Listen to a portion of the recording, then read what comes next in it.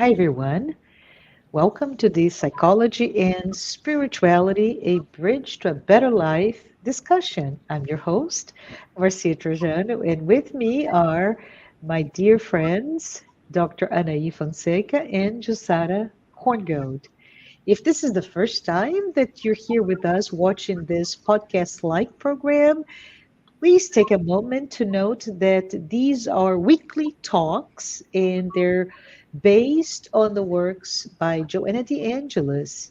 They offer this safe space to confront, compare, correlate, and expand spirituality concepts from this psychological lens. So, the idea here is to bring insights and tips and even real world advice to help you and I, all of us, lead a better life. Today, with me are Dr. Anahy Fonseca and Jussara Korngold, and we're here to discuss an interesting concept, the concept of renewal, rebirth, refresh, all of that is bringing anew what may be no longer there. As we know, this is interesting for us to think, especially at this time of the year, the beginning of a new year. But before we start our conversation, I just wanted to, first and foremost, recognize the organizations that are sponsoring our program today. TV, Mansão do Caminho, the United States Spiritist Federation, the International Spiritist Council, and AMI Brazil. And I ask you to please hit subscribe if you haven't already done so. And if you'd like to check out other channels, do so by hitting the spiritist.us website. Also, please put your feedback, your thoughts, your ideas, your questions so that we can address them, if not today, at a later time. But we are here to talk about this concept, as I mentioned, of renewals. And I go through this book that was published, about 20 years ago, where Joanna de Angelis, in collaboration with Divaldo Pereira Franco, published Jesus in the Gospel in light of depth psychology. And the points about renewals, which is quite dense, in my opinion, on chapter 5, it is, it is there. And I thought we could talk a little bit today together. And remembering that dictionary definition of renewal is to restore anything to a prior state of either freshness or perfection. And if we think about, let's take a moment to imagine us back 2000 years ago at the time of Jesus Christ, and what was humanity going through at the time, and what was needed to be renewed at the time, right? So, Jussara, I'm going to just ask you to take a moment or so to talk about, from a spiritual perspective, what do you think about that time, and maybe even some examples of renewal that we can find, for example, in the Bible, in some of the stories that are brought to us through Jesus. Oh, hello, Marcia. Hello, Anahy. That's so nice for us to be here again. And yeah, talking about renewals, new year, all of that. It always brings things to our minds. And I think that it's quite interesting that intuitively, human beings, every time we go from one year to another, human beings try to reset themselves. And what does it mean for them? When I talk about human beings, of course, I'm talking about myself as well. What Uh-huh. means, right, for us to do that? I think that in a way is like we know that it's in our mind. I can, or we can start again. We can assess what we have done, and in a certain way try to, in this assessment, see what we should not repeat, and what should we continue doing. So it's exactly what a new reincarnation means to us. It is exactly this opportunity of, it's not a new year, but it is a new incarnation, right? And in this chapter, Joanna de Angelis, she starts exactly mentioning, quoting a passage that John writes in this gospel, chapter 3, verse 3, that no one can see the kingdom of God unless they are born again. And we will be commenting more, the whole context about this teachings of Jesus later on. But it's one thing that we understand and that we learn in terms of spiritism in this whole process of getting to know ourselves, of evaluating, what we have done so far and what there is still for us to achieve, and what would be the best pathways for us to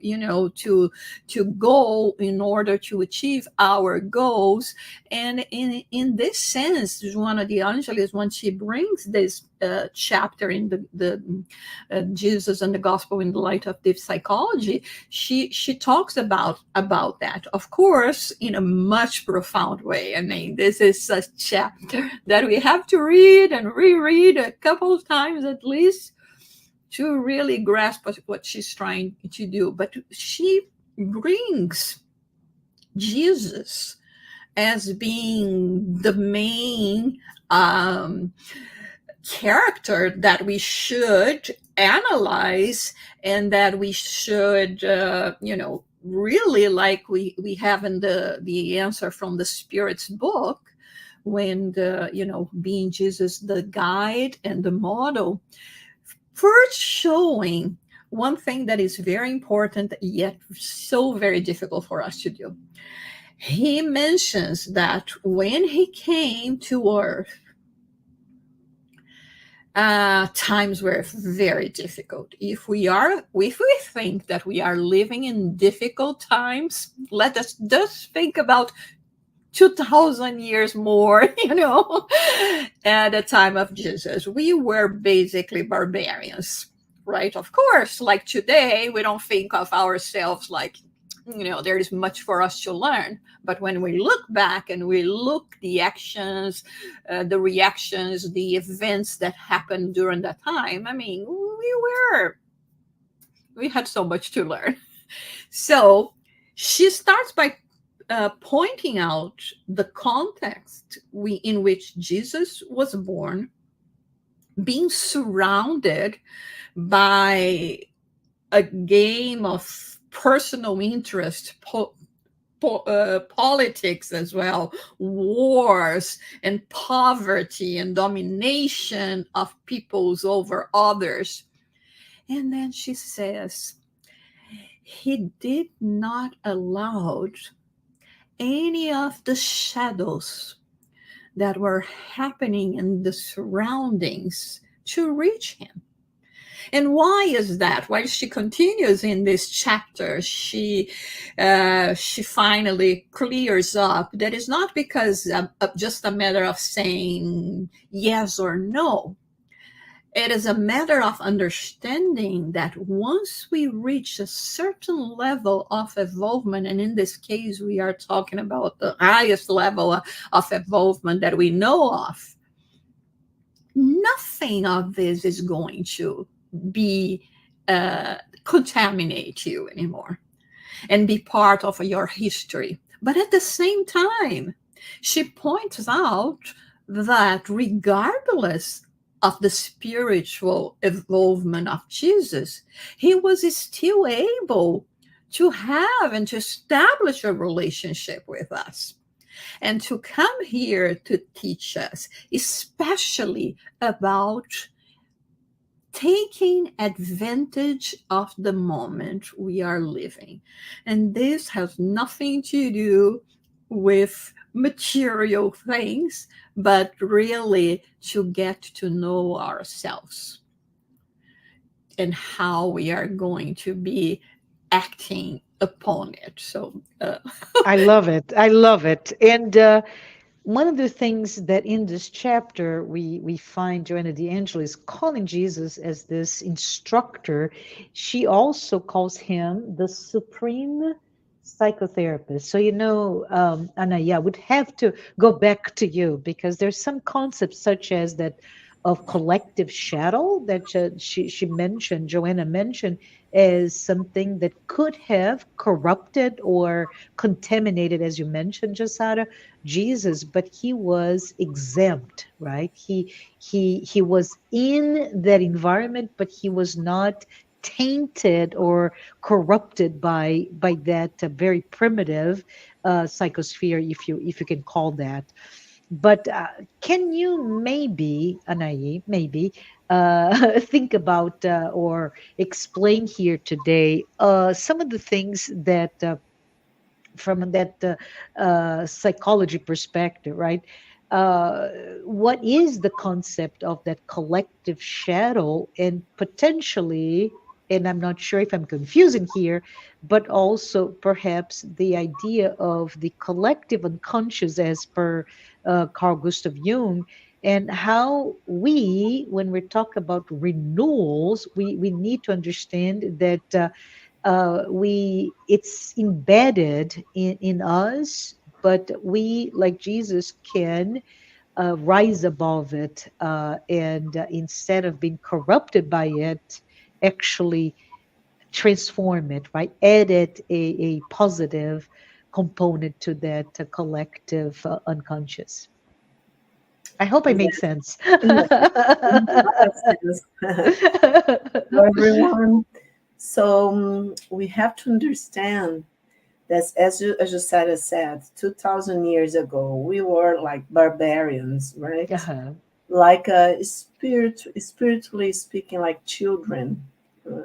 So, because we were doing bad things to each other and, of course, to ourselves, right? Slavery and domination, like Jussara said, and things like that. But well, we already had, at least where Jesus was born, right? People already had an idea of some unity, of some transcendence, of an only God, that I'm talking now about from the that psychological point of view, right? So that's why he was able to come, because we as human beings have to have at some point the to live the childhood, let's say, okay? We have to have a notion that we belong to something greater than ourselves, and this was happening by the time Jesus came. The notion of an only God, not lots of God, different gods. Okay, it was happening more or less at the same time because it was the Roman Empire, and they worshipped a lot of different gods from Greek times and all that. That's history. We all know that. But there was and that population where Jesus was born, and in that region, because we know that even in Greece they talked about an unknown God, right? That it was the God, the unity above all others, but especially there, the region that where Jesus was born, and the population and in um, the different races, if we can say, that were in contact with each other, because I'm talking not politically or historically, but psychologically. So that population, and they were in contact with each other.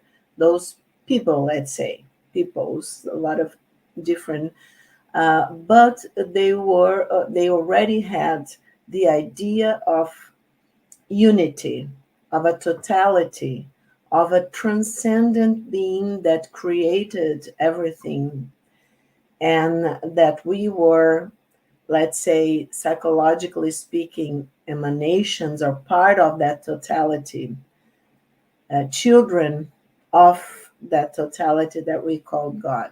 So this is very, very important. Why? Because without this archetype, without this, that it's the God image, not the God, but the way that we can perceive God and the unity that God represents. But without that, it would be impossible for Jesus to teach all the other, this his teachings, because in the bottom of all Jesus teaches was, he talks about love, and God is love because it's creation. Love creates, ultimate love, let's say, creates everything. It's the light with capital L, right? So without this sense of connection, at least in the unconscious, not that it was so conscious for people in that time, but it would have been impossible for Jesus to even, even with the parables, with the stories, and with moral concepts that he was teaching, it would be quite difficult, because then we would like be like embryos, let's say, not children, not even born to this reality, making this analogy, right? So we were already born for that idea, concept of totality in our consciousness, at least, had an idea. And then he could come at that point, okay? But you guys talked about the shadow. So what happens is that it was, let's say, in our mind's consciousness, but not in exactly in our egos. Like, we really developed, right, the idea of a totality, because and that we are children of this totality of God. Because if it were, then what would have happened is that, okay, no slavery anymore. We are all okay. We are all brothers and sisters. Cool. It would be okay then. Okay, Jesus was just coming to say, yeah, you guys are cool. Let's go to the next step. But it wasn't like this, because there was lots of slavery, as Jussara said, a lot of wars, people trying to dominate each other, poverty, and all of that.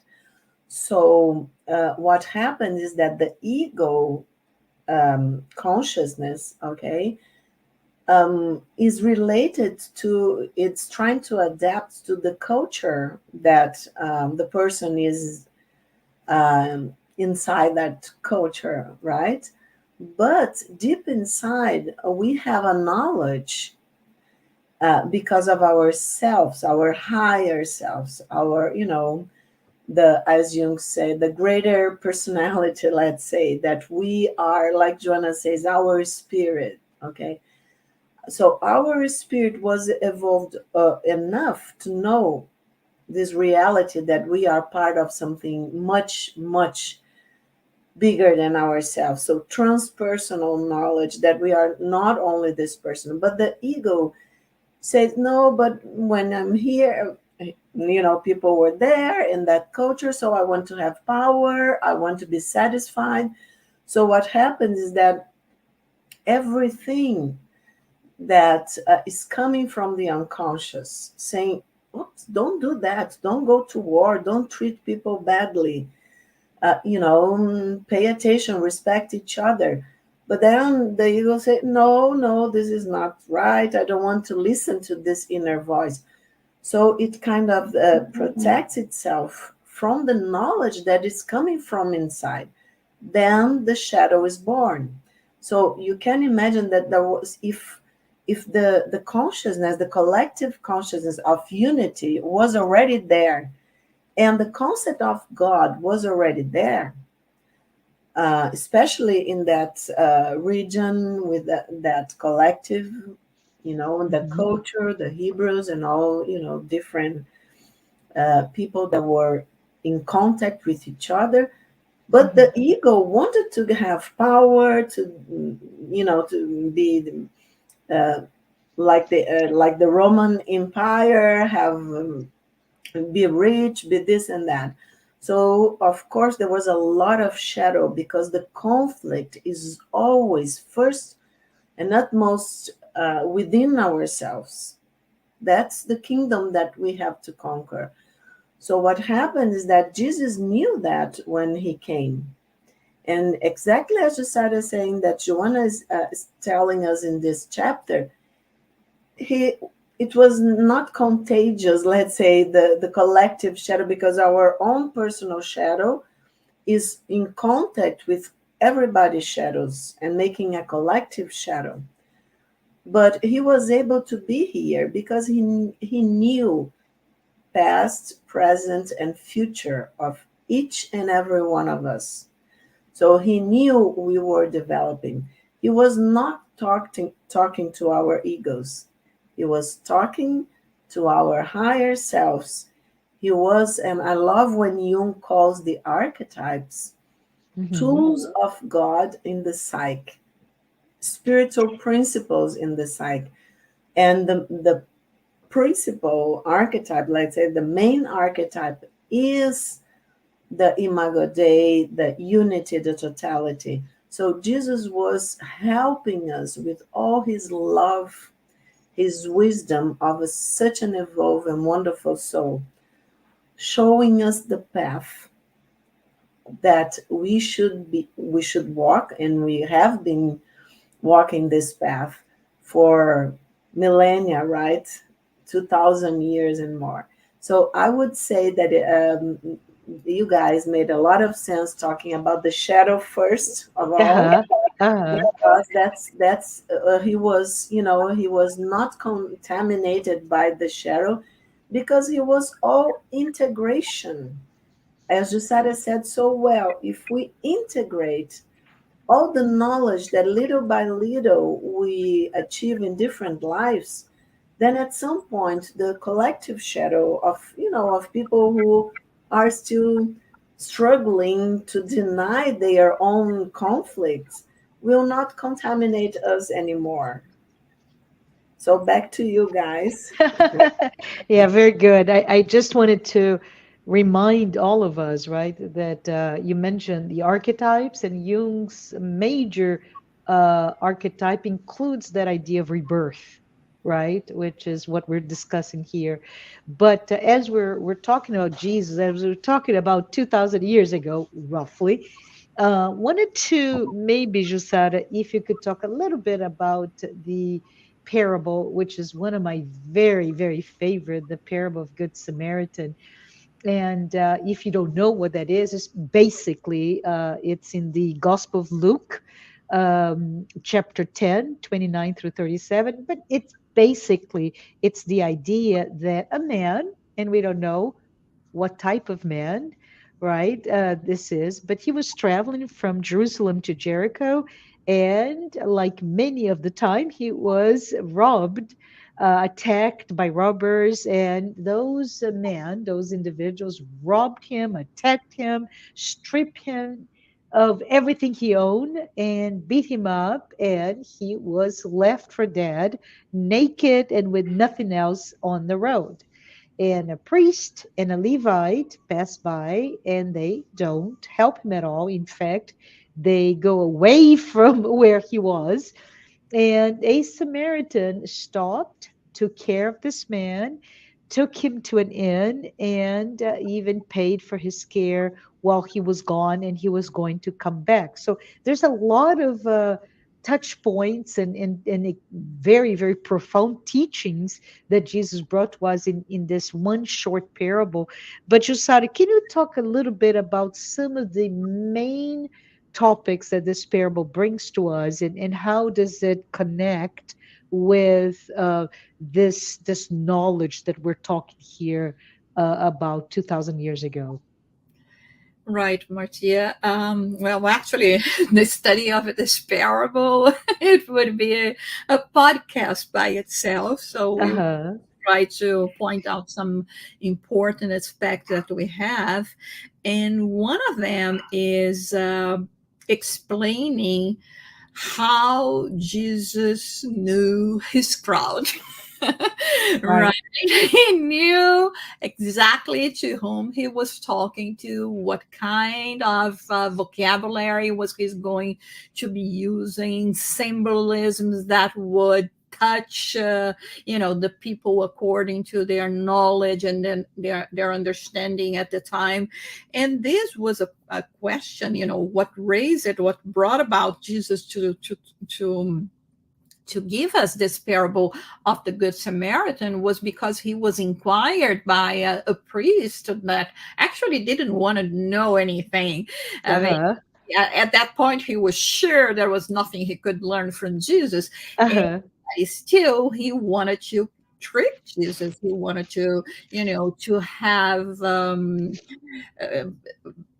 the possibility of saying that he was wrong in this or that. And when he asks about, how someone can enter into the kingdom of heaven, this is where the beauty of, psychologist, psychotherapist Jesus comes about, because he uses the Socratic method. He doesn't reply to the question because he knew that whatever he answered, he would be against. Or, like many times it happens, we live in a very difficult world, like now with Mm-hmm. social media, where many of the communication we do by writing, people put their punctuation and the intonation as they please, and not necessarily on how we are saying things or we wish to say things. I can wish you, happy holidays, and then, oh, this person is being very cynical with me because she knows that, 10 years ago, my Christmas was not that good, or whatever. People can understand things the way they want according to their mental outlook. So by saying that, he knew that no answer would be satisfactory to him, so he gives him the chance to reply himself what is written in the law. And then Jesus says, exactly what you say, go and do the same. God love, Mm-hmm. love God, and etc., etc., etc. But then he wants more, and then who is my neighbor? Because in the law is saying you have to also to love your neighbor. And then then again Jesus doesn't reply to the question. He comes with the parable of the Good Samaritan and asks him, who do you think was the Good Samaritan of this man? Mm-hmm. Was the not the Good Samaritan? Who do you think helped his man? Yeah. And it was the Samaritan, because there was Yes. the Pharisee, the Levite, etc., that didn't help him. All with a name, to show about love, without any kind of prejudice, without any kind of discrimination. And this as well, because when we put um, reincarnation into the conversation, I mean, Mm-hmm. you may be born in as you were today, but you can have, or definitely you had different experiences in different cultures, in different ethnicities in the past. And while Anahy was talking, right, and I was thinking how hard it must be to be a psychotherapist, psychotherapist, and psychiatrist without the understanding of reincarnation.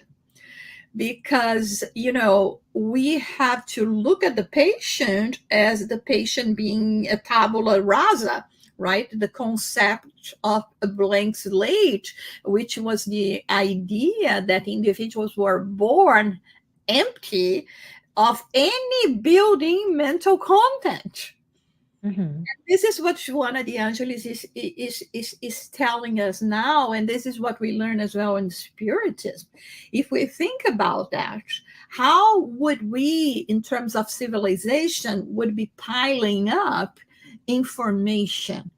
I mean, we would always be born, everyone in the same level. So there was no building in. And in Mm-hmm.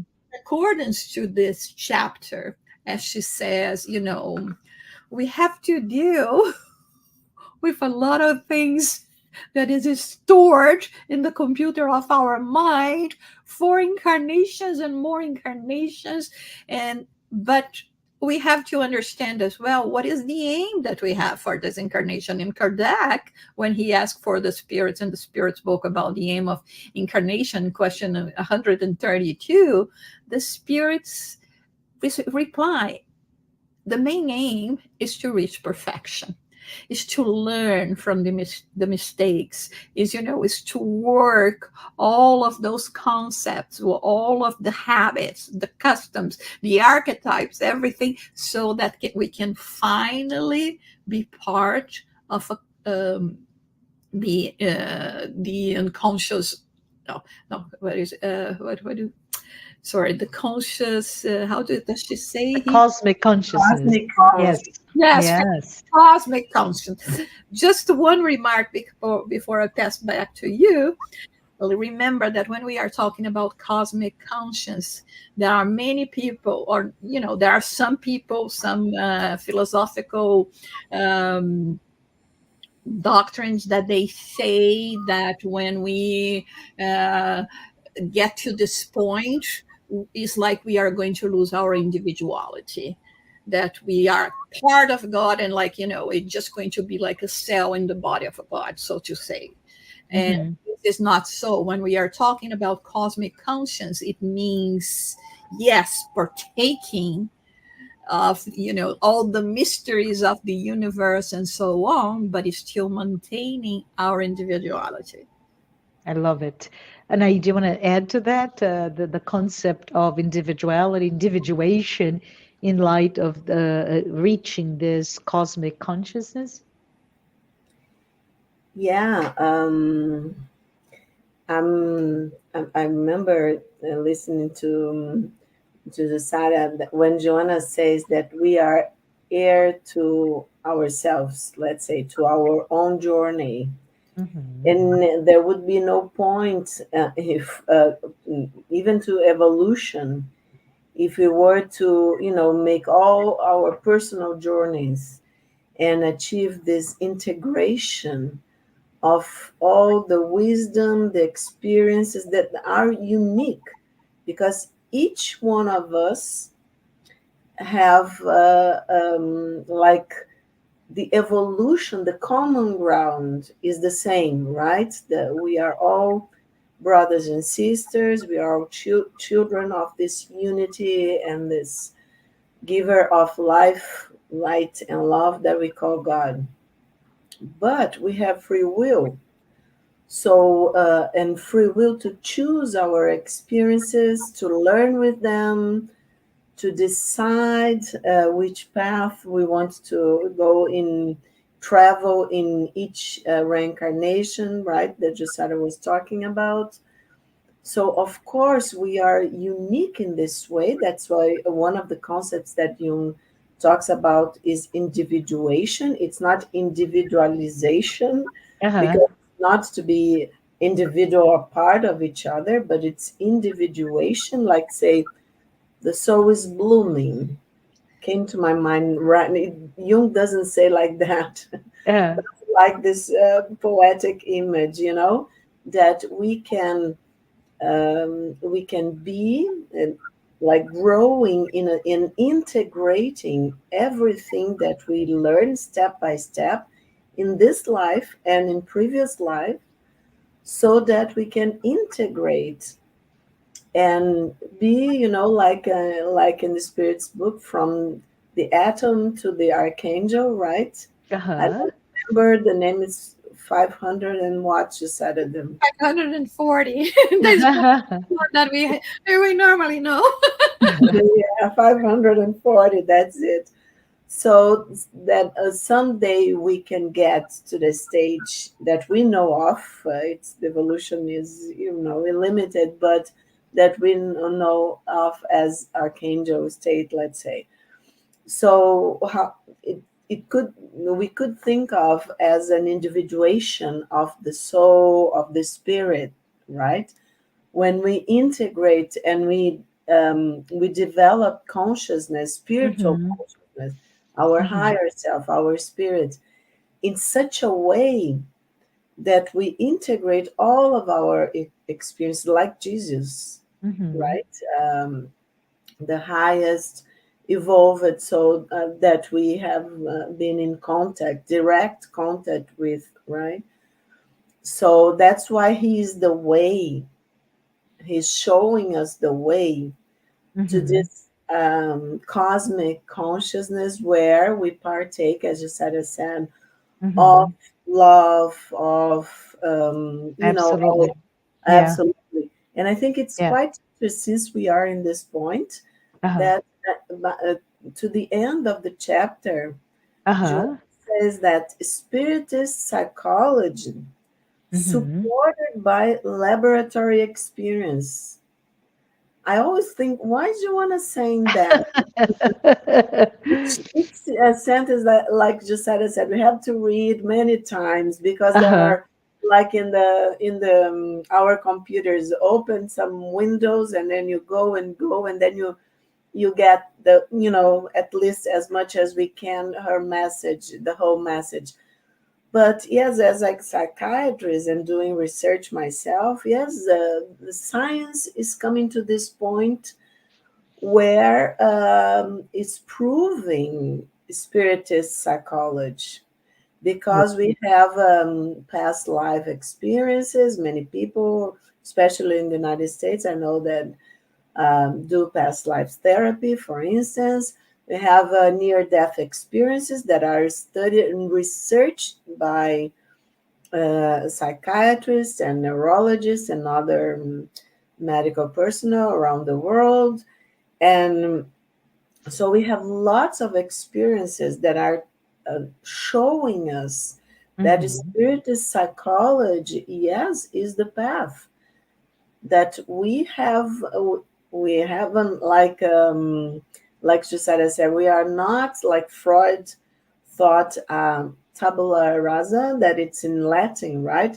We are not a blank sheet of paper that we Mm-hmm. can just say, oh, nothing is written, and when we are born, then then the experiences begin, and then the ego evolves. Yes, but what about all our heritage? What about the archetypes? What about, all the images, the mythology, religions all over the globe that come with images that have all this content, that it's actually built by human beings, right? And they appear in our day by day lives. And one of the archetypes we are talking about is rebirth, Yes. death and Mm-hmm. rebirth. It's they are powerful archetypes, because everything, and we are part of nature. Our psyche Mm-hmm. is part of nature. Everything in nature is transforming all the time, so it has to die and has to have a rebirth, has to be born again. So I think it's beautiful, as Joanna says that, and she says it takes rebirth, right? Spiritist psychology as a paradigm for upholding divine justice. So we can Yes. understand better divine justice and experiential mechanisms for the conquest of the profound self, of our higher self. Isn't it all about, since we are beginning a new year, all about what the information that comes to us through the spiritist knowledge that we are, and through other channels of knowledge in different cultures, that we are evolving globally. Our Yeah. planet Earth is evolving to, we are leaving the previous step where we have the suffering, and we are going to a new step in evolution in humankind, to and the planet itself, to a different stage where spirituality will be like, something natural, and then we will finally understand the gospel Not only understand, but practice as well.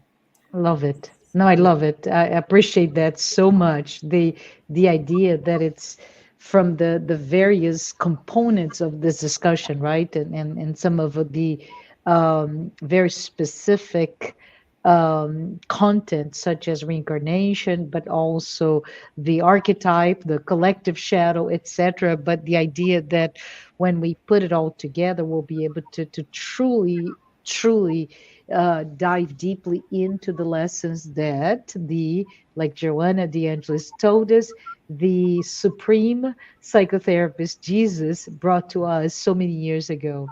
And if you could allow me, I just wanted to share a metaphor that Joanna brings to us in this book, right? And she says, "We're born of the spirit, like the wind, that blows where it wishes, and no one knows where it comes from or where it goes."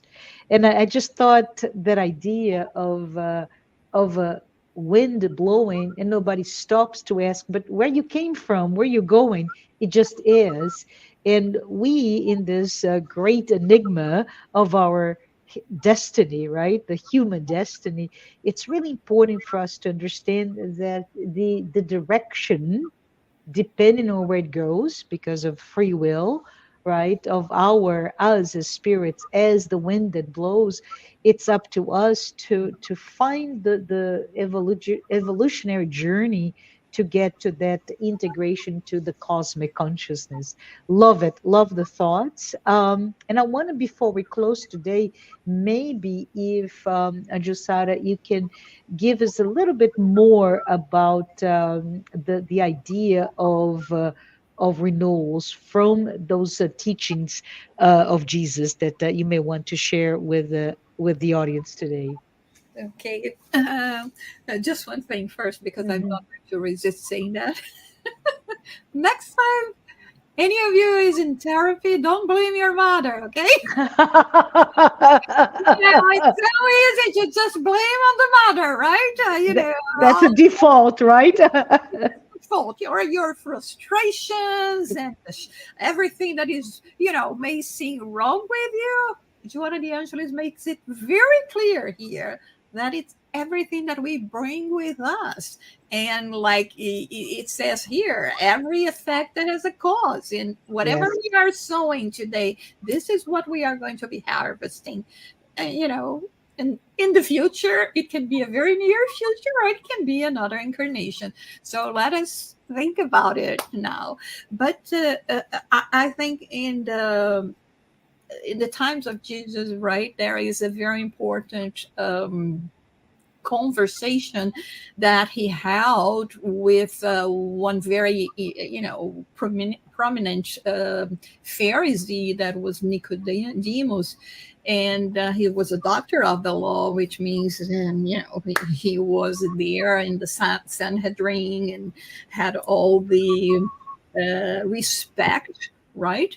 And he comes to Jesus trying to understand uh, how it is to be born again, because when Jesus tells him the necessity of being born again, he doesn't understand. Although at that time they had the concept of resuscitation, he could Mhm. not understand, the depth of what Jesus was trying to tell him.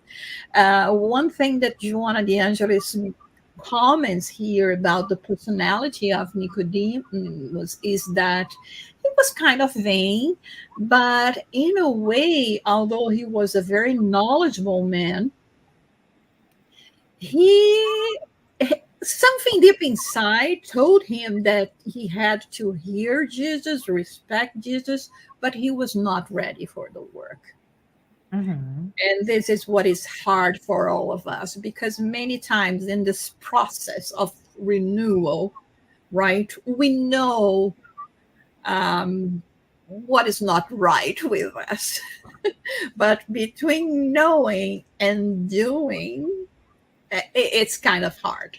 And this is Mhm. the thing that he was listening to Jesus eagerly, but he was still not willing to do what he had to do, right, and had to be done. And so it's when Jesus explains or asks him, "You are a doctor of the law, and you still do not know of those things." Uh-huh. Right, when he explains about being born of the spirit and being born of the flesh, and when Joanna de Angelis explains about the wind and everything. So he was showing that rebirth is the key to understanding reality, is the key to understanding the human destiny and everything that happens after. So, unfortunately, at that time, Nicodemus was very sympathetic to Jesus, but he still could not follow him.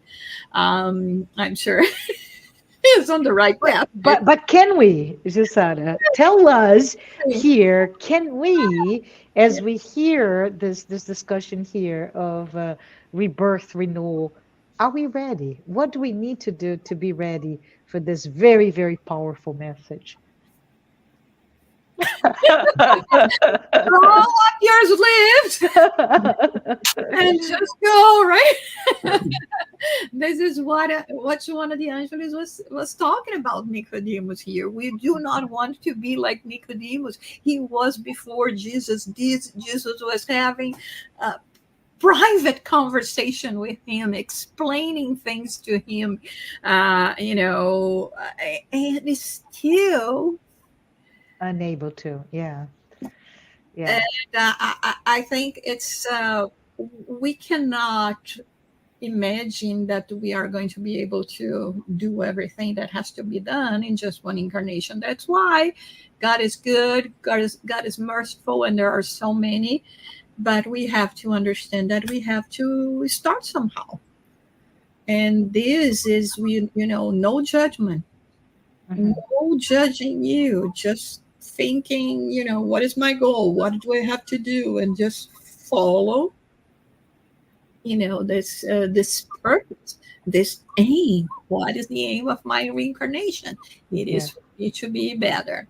And yeah, sometimes it means to drink a very, very, very, very, very, very, very bitter yeah, medicine, yes, but it yeah, still is for your own good. There is nothing that comes out of our way that is it doesn't have an aim to improve us, to make us more and more spiritually evolved.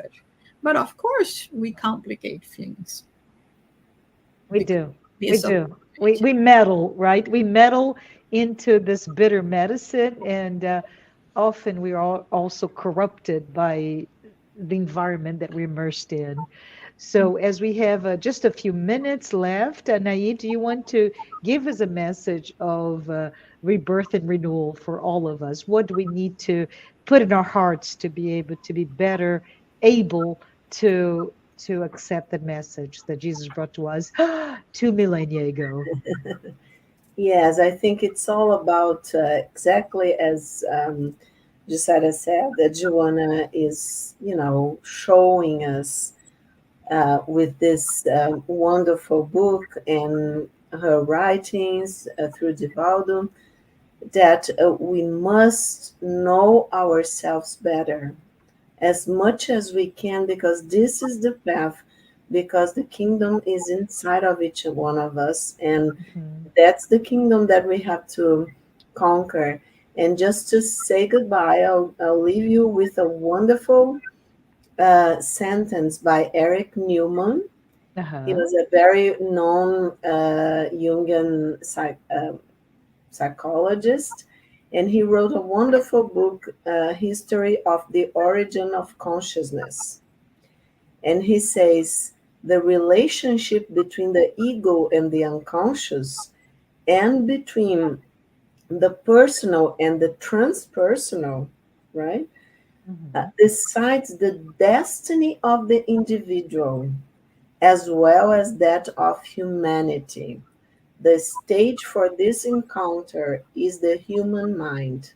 Isn't that beautiful? So That's it's awesome. everything that Jussara has just said, but putting in the psychological terms. So let's be psychotherapists of ourselves. Yeah, Learn that psychotherapists come from psych, that it's the psych, our psych, and therapists from the Greek, it has a Greek origin, is to take care, let's say, to serve. So let's take care of our psyches, of our souls, to do the best we can and to renew ourselves every day if we can. I love it. Thank you. Thank you both. I hope all of us who are here today listening to this conversation can take this advice, and let's be therapists to ourselves, to our souls, to our vulnerable inner child that we often find ourselves as the hurt one. But with that, I'll see you next week as we continue our discussions. Thank you, everyone. Bye bye.